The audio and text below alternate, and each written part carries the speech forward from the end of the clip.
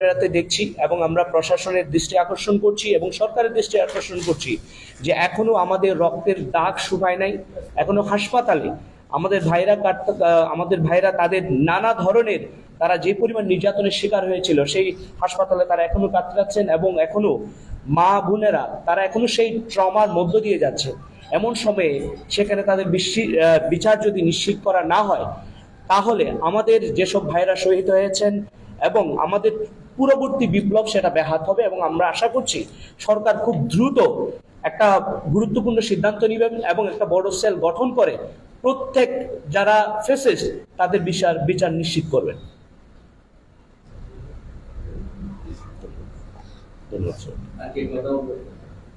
হ্যাঁ, আমরা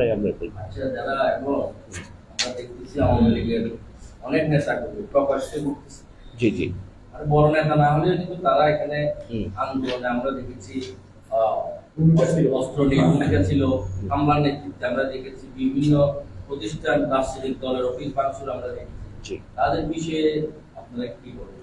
প্রথম কথা হচ্ছে ফ্যাসিস্টের বিষয়ে জিরো টলারেন্স। আমরা জাতীয় নাগরিক কমিটি আমরা ডে ওয়ান থেকে বলছি, আমরা গণঅভ্যুত্থানের স্পিরিটকে ধারণ করি। আমরা প্রত্যেকটা সময় আমাদের প্রত্যেকটা কার্যকলাপের মধ্য দিয়ে আমরা এটা বলি এবং আমরা সরকারকেও এই বার্তা দিতে চাই এবং আমাদের কেন্দ্র থেকে এটা বলা আছে যে কোনো ধরনের ফ্যাসিস্ট যাতে সে কোনো অবস্থায় শুধুমাত্র সে ঘোরাফেরা করছে এরকম না। আমরা এমনও শুনেছি যে তাদের এখনো অর্থনৈতিক যে কার্যকলাপ তারা সেটা চলমান রয়েছে এবং তারা চালিয়ে যাচ্ছে।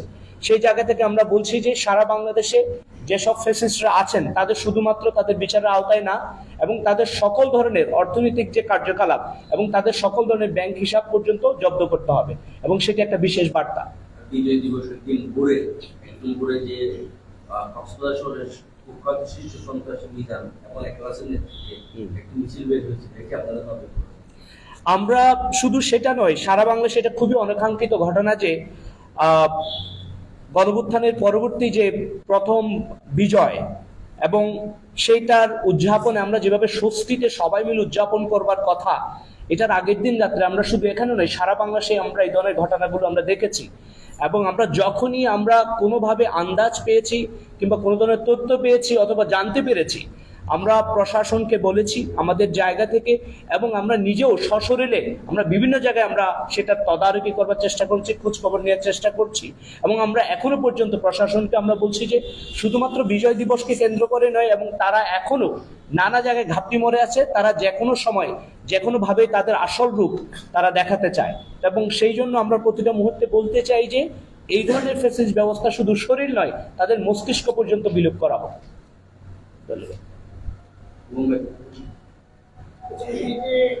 আবু সাইদ ব্যঙ্গাত্মক যে কন্টেন্ট প্রচার করছে এরকম খারাপ হচ্ছে এগুলি আপনারা কোনো ধরনের ফাইন্ড আউট করতে পারতেছেন কয়েকজন বা?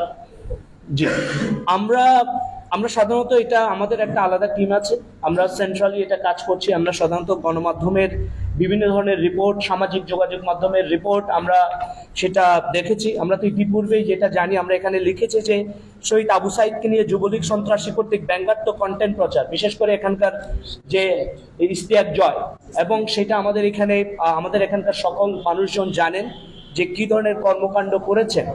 এবং সেই সাথে শুধু এখানে নয় আরো বিভিন্ন জায়গায় যে ধরনের আপনারা দেখবেন যে তাদের সামাজিক যোগাযোগ মাধ্যম এখনো সরব আছে। সেটা যদি ফেসিস্ট আওয়ামী লীগের যে গণমাধ্যম তাদের যে সোশ্যাল মিডিয়া উইং আছে সেগুলো দেখলেই স্বভাবতই আমরা বুঝতে পারছি যে এটা স্পষ্ট এগুলা কারা করছে।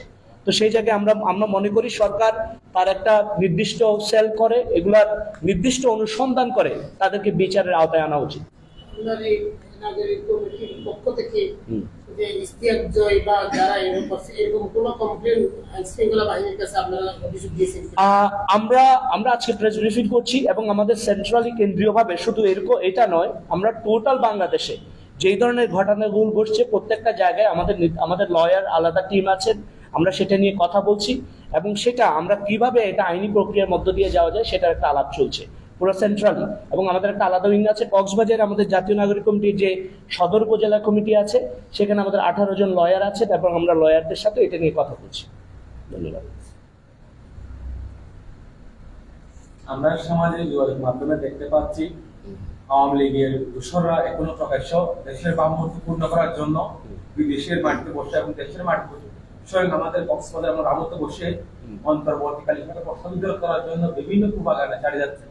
তাদের বিষয় নিয়ে আমরা প্রশাসনকে বারবার অবহিত করার পরেও প্রশাসন কোনোভাবে উদ্যোগ নিচ্ছে না।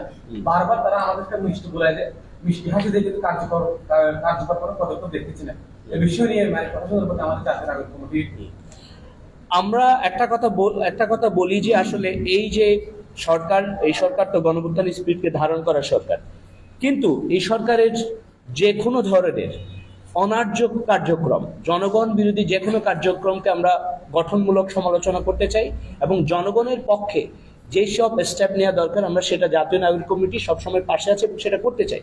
বিশেষ করে আপনি যে ঘটনাটা বলেছেন এটার একটা প্রেক্ষিত আজকে আমরা এখানে যে প্রেস কনফারেন্স করা, এটারও একটা প্রেক্ষিত দাঁড়িয়েছে যে আমরা ইতিপূর্বে কক্সবাজারের বিভিন্ন জায়গায়, বিশেষ করে আমরা মাতার বাড়িতেও দেখেছি এবং মহেশখালীতেও দেখেছি এবং আরো বিভিন্ন জায়গায় যে ছোট ঝটিকা তারা যেভাবে হুট করে বের হয়, তো এই জায়গাগুলো আসলে সমাজের প্রত্যেকটা বিদ্যমান মানুষকে অস্বস্তিতে রেখেছে।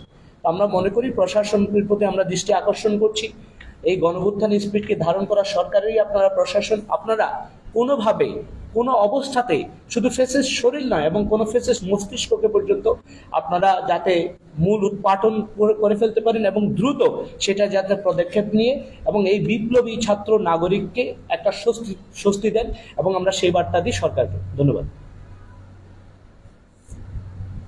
শেষ করতে পারি? আমার নাম সুজাউদ্দিন। Thank you. আমি কেন্দ্রীয় সদস্য। হ্যাঁ হ্যাঁ হ্যাঁ আমরা আমি ওমর ফারুক, কক্সবাজার সদর প্রতিনিধি কমিটির সদস্য। খালিদ ভাই।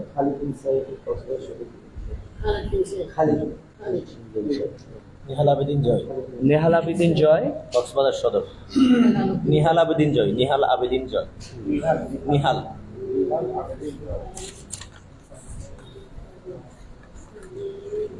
নুরুল আফসার শিকদার।